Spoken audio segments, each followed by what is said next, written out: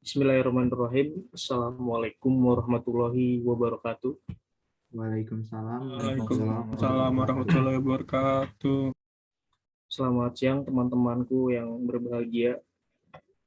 Pertama-tama marilah kita panjatkan puja dan puji syukur kita kehadirat Allah Subhanahu wa taala yang telah memberikan kita kesehatan serta kenikmatan sehingga kita bisa berkumpul di Zoom Meet pada hari ini.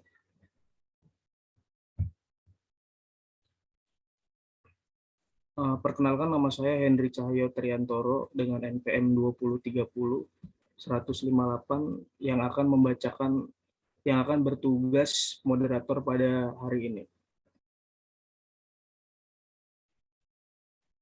Dan serta nama kelompok kami yaitu Ivan Fatur Rahman dengan NPM 2030-1002 dan Alvin Ardeni 2030-1004, Fajar Sidik Maulana 2030-119, Iwan Permana 2030-127, Jai Seksa 2030-141. Adapun topik yang akan kami bahas adalah kasus literasi digital 3, yaitu tentang scam, phishing, spam, dan hacking. Sedangkan rangkaian acara yang akan kita lewati adalah sesi pembukaan, sesi penyampaian dan penyajian materi, sesi tanya jawab, dan yang terakhir adalah sesi penutup. Untuk mempersingkat waktu, langsung saja kita mulai dengan membaca basmalah. Bismillahirrahmanirrahim. Dan yang kedua yaitu penyampaian dan penyajian materi yang akan dibacakan oleh Saudara Jais dan Saudara Diwan. Untuk waktunya kami persilahkan. Baik, terima kasih pada moderator. Di sini saya akan menyampaikan materi yang pertama, itu scam. Scam merupakan bentuk penipuan digital yang paling umum. Pelaku kejahatan ini disebut scammer, seperti strateginya dengan memanfaatkan empati dan kelangan pengguna. Metodenya beragam, bisa menggunakan telepon, SMS, WhatsApp, email, maupun surat berantai. Jenis-jenis scam. Yang pertama ada spoofing, lalu ada money handling, lalu yang ketiga ada eBay scam, keempat ada scam berkedok undian, dan yang kelima ada penipuan PayPal. Yang pertama, spoofing. Email yang dikirim dari seorang yang berpura-pura menjadi orang lain, dikenal sebagai spoofing. Spoofing dapat terjadi dengan berbagai cara. Yang umumnya bagi semuanya adalah bahwa nama pengirim yang sebenarnya dan asal pesan dirahasiakan atau disamarkan dari penerima. Banyak contoh penipuan email menggunakan setidaknya spoofing. Dan karena kebanyakan penipuan jelas merupakan tindakan kriminal, penjahat biasanya mencoba menghindari kemudahan penelusuran.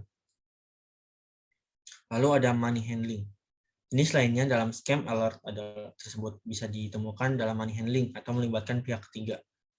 Pihak ketiga ini bertugas menerima dana yang sebelumnya dicuri melalui email scam lain. Kemudian uang dipindahkan dari luar negeri setelah dikurangi dengan komisi. Dengan jumlah uang yang sangat besar tersebut akan mampu memberikan kepada lebih banyak keuntungan signifikan yang ada di dalamnya.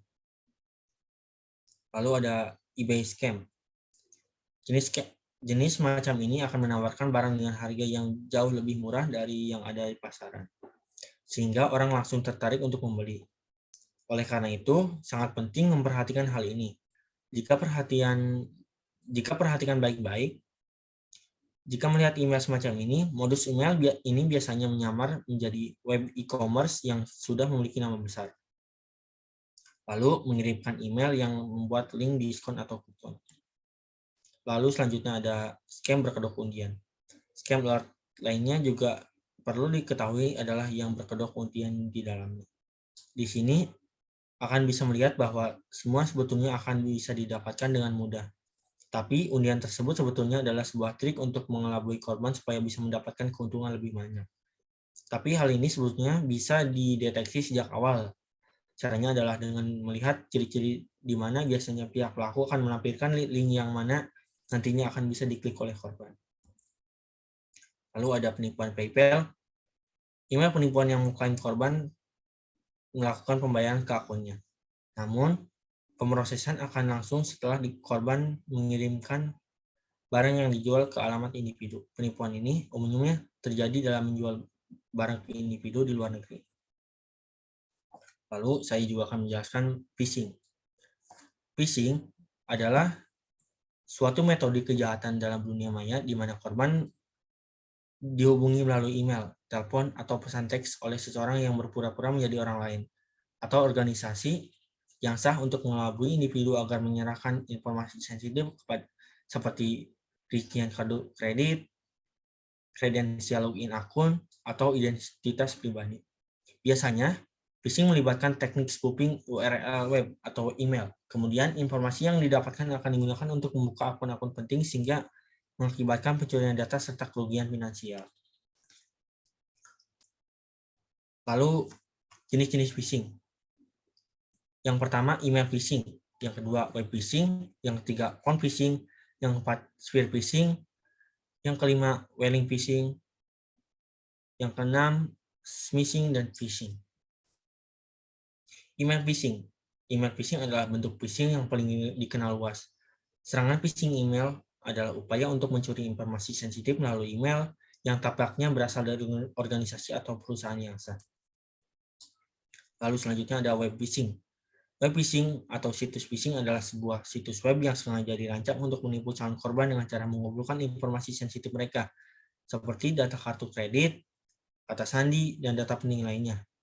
Situs website yang sedang melakukan phishing akan tampak persis seperti situs asli, baik dari penampilan, nama domain, dan lainnya, agar calon korban tidak curiga. Lalu ada clone phishing. Clone phishing adalah jenis serangan phishing di mana peretas menyalin pesan email sah yang dikirim dari organisasi terpercaya. Peretas kemudian mengubah email dengan mengganti atau menambahkan tautan yang mengarahkan ke ulang situs website jahat atau palsu. Email tersebut selanjutnya dikirim ke sejumlah calon korban dan peretas akan mengawasi korban yang mengkliknya. Ketika korban berhasil tertipu, peretas akan meneruskan email palsu tersebut ke kontak yang ada di kotak masuk korban. Lalu ada whaling phishing. Whaling phishing adalah bentuk lain dari spear phishing di mana penyerang berpura-pura menjadi anggota perusahaan tingkat tinggi seperti direktur utama, anggota dewan, pemegang saham utama, dan lain-lain. Penjahat dunia maya akan berusaha lebih keras untuk meniru orang-orang penting tersebut karena lebih sulit untuk ditiru. Namun, karena orang-orang penting seperti ini memiliki pengaruh yang lebih besar di perusahaan, maka kerugian dari serangan ini akan jauh lebih besar pula. Lalu ada smishing dan phishing. Sama seperti serangan phishing pada umumnya, smishing dan phishing adalah bentuk manipulasi psikologis. Namun, smishing adalah serangan yang berbasis SMS dan phishing berbasis panggilan telepon. Pada smishing, peretas akan mengirimkan pesan yang tampaknya dari organisasi atau perusahaan terpercaya. Pesan tersebut biasanya disisipi dengan tautan eksternal untuk kamu klik. Jika kamu mengklik tautan tersebut, kamu akhirnya diarahkan ke situs web palsu dan diminta untuk memasukkan data sensitif. Lalu, untuk selanjutnya akan dibacakan oleh Yuan. Baik, terima kasih. Untuk selanjutnya, saya akan menjelaskan tentang spam. Spam yaitu sending and posting advertisement in mass. Ini berarti salah satu ciri khas pesan spam adalah pesan promosi yang dikirimkan secara massal. Adapun jenis-jenis spam yaitu email spam, SEO spam, social networking spam, mobile spam, messaging spam, malware spam, dan spam call. Untuk pembahasan email spam yaitu mungkin ini adalah jenis spam yang sering dijumpai oleh pengguna. Setiap beberapa saat mereka akan dihujani banyak email yang berisi promosi dan penawaran produk atau jasa tertentu.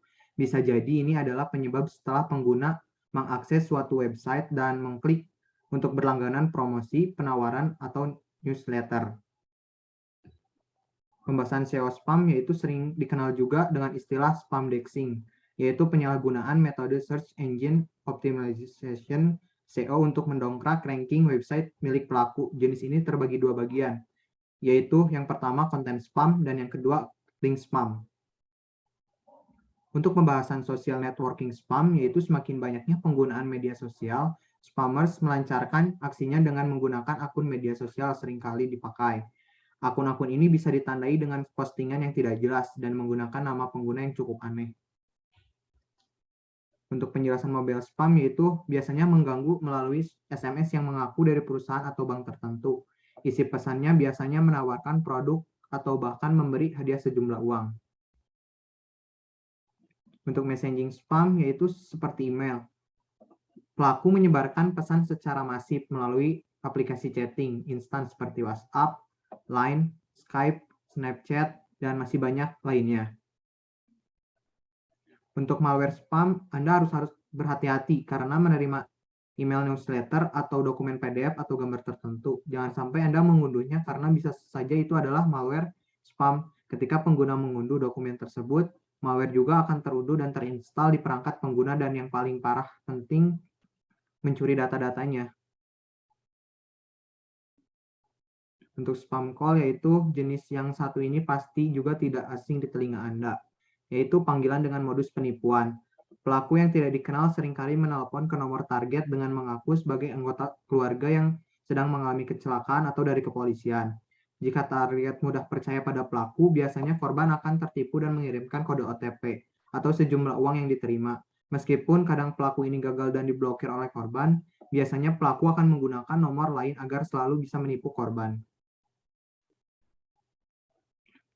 Untuk hacking adalah kegiatan menerobos program komputer milik orang atau pihak lain. Hacker adalah orang yang gemar ngoprek komputer, memiliki keahlian membuat dan membaca program tertentu, dan terobsesi mengamati keamanan atau security-nya.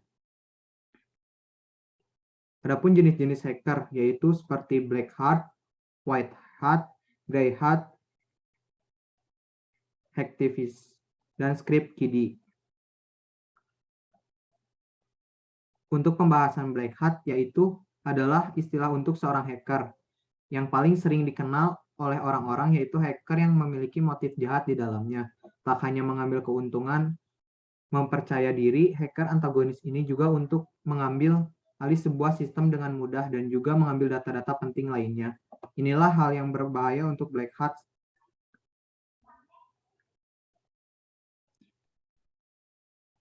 Pembahasan white hat yaitu di mana ada karakter antagonis, di situ pasti ada karakter protagonisnya. Dalam dunia hacker, white hat merupakan jenis hacker baik yang melakukan hal positif. Seseorang yang berada di dalamnya biasanya akan mencoba mencari titik lemah dari suatu sistem dan memberikan solusi agar sistem tersebut tak mudah ditembus. Grey hat yaitu hacker yang satu ini tak dapat diprediksi aktivitasnya.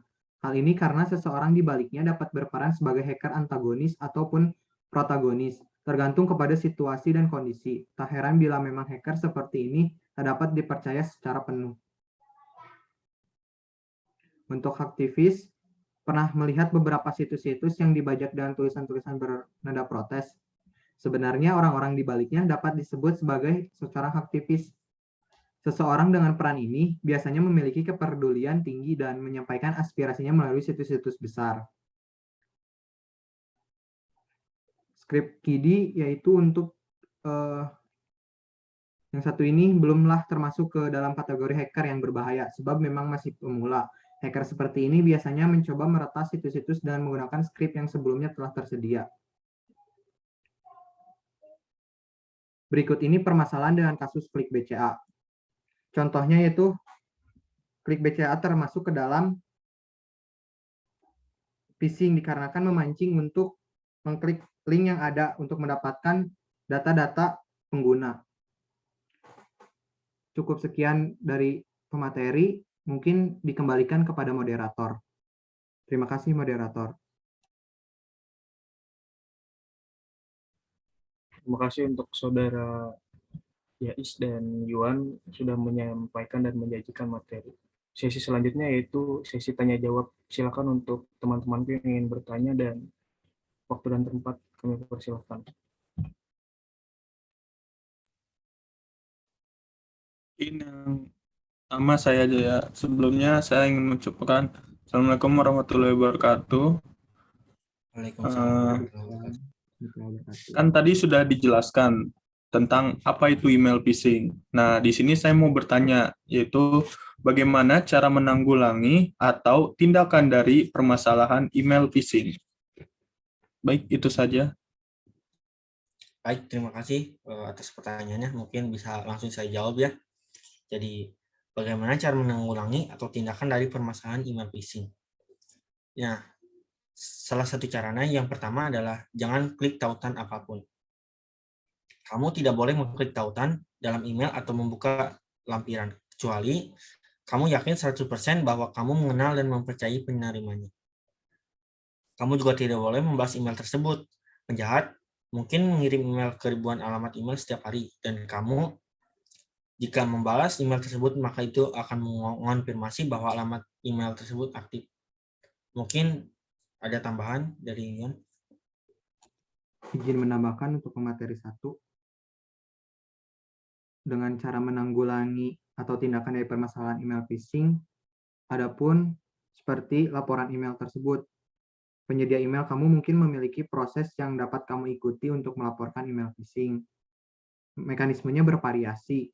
Pada kasus email phishing, klik 3 titik di samping opsi balas, lalu email phishing, klik 3 titik di samping opsi balas, lalu pilih laporkan phishing. Sebuah panel terbuka akan meminta kamu untuk mengkonfirmasi bahwa kamu ingin melaporkan email tersebut, dan yang selanjutnya mengamankan akun yang terkena phishing. Jika kamu tidak sengaja membuka tautan phishing, memberikan informasi pada web phishing, atau merasa bahwa kamu adalah target, segera amankan akun kamu. Mungkin sudah terjawab? Sudah?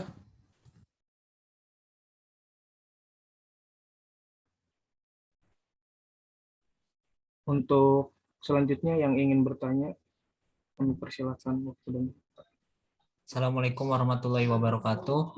Nama saya Ivan Fatur Rahman, NPM 20301002. Saya ingin bertanya, setelah tadi dijelaskan jenis-jenis dan pengertian dari spam, saya ingin bertanya apa saja dampak buruk terhadap spam. Itu saja. Baik, saya langsung jawab saja ya. Untuk dampak buruk terhadap spam, ada 4 poin. Yaitu yang pertama, menghabiskan waktu untuk menghapus dan membersihkan spam dari perangkat elektronik. Yang kedua, menghabiskan sumber daya perangkat elektronik sehingga tidak dapat digunakan dengan baik. Yang ketiga, dapat mengakibatkan sebuah website atau blog menjadi lambat karena memproses banyak komentar spam. Dan yang terakhir, perangkat elektronik menjadi rentan terhadap kemungkinan terjangkit malware yang menyusun di dalam spam. Apakah terjawab? Sudah terjawab. Terima kasih atas jawabannya. Baik. adapun yang ingin bertanya lagi, silakan. Waktu dan tempat kami persilakan. Saya baik sebelumnya, Assalamualaikum warahmatullahi wabarakatuh.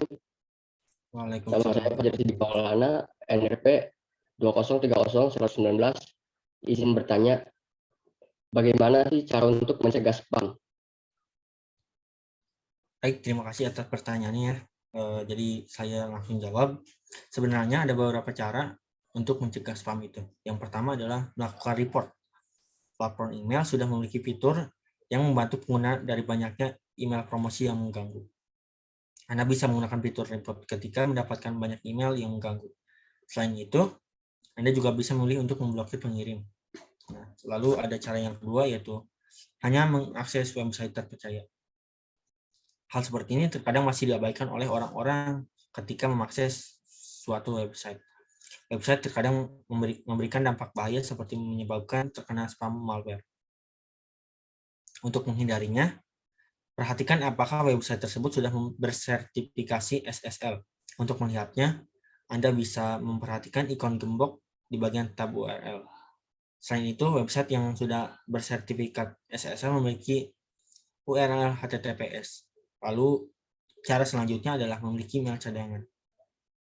Email cadangan bisa Anda gunakan untuk mendaftarkan akun, marketplace, dan yang lainnya. Sehingga email pribadi Anda yang lebih penting bisa terhindar dari gangguan spam.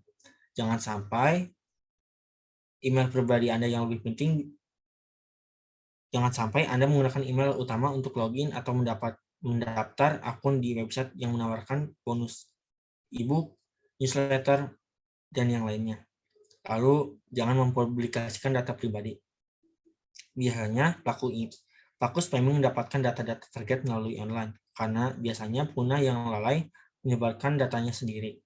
Data seperti nomor telepon, alamat rumah, atau email. Jadi jangan sampai Anda sebarkan secara online. Lalu gunakan software dan keamanan terbaru. Apabila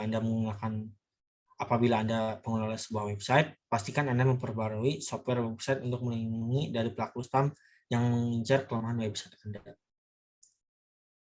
Anda bisa juga menggunakan teknologi CAPTCHA pada halaman login, kolom komentar, dan bagian yang dapat menarik orang lainnya. Lalu yang terakhir, jangan terlibat aktivitas spam. Cara termudah untuk tidak terlibat adalah jangan mengklik tautan sembarangan.